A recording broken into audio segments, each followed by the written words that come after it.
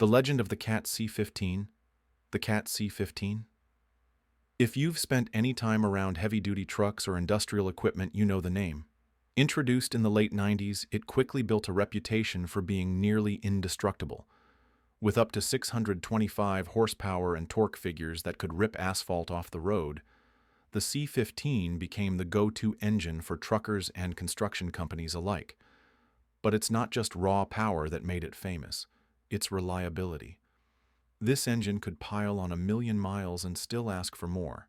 Its simple mechanical design means fewer electronics to fail, making it a favorite for those who value wrench turning over software troubleshooting.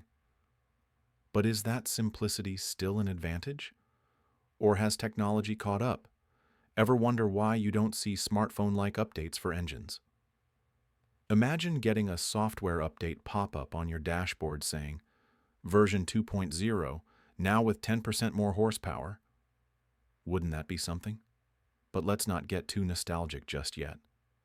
Because while the CAT C15 may be the old sheriff in town, there's a new breed of engines rolling in, and they're armed with tech that's reshaping the industry. The rise of modern engines. Step aside for the new players. Cummins X15, Detroit DD15, and Volvo D13. These modern engines bring more than just power. They bring precision.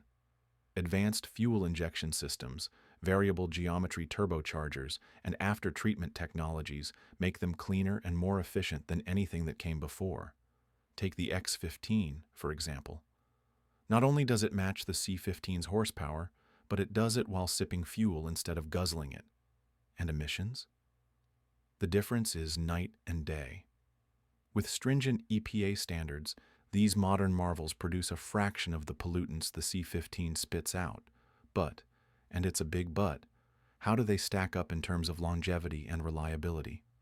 We've seen what modern engines can do on paper, but when rubber meets the road, can they really outlast the CAT C15?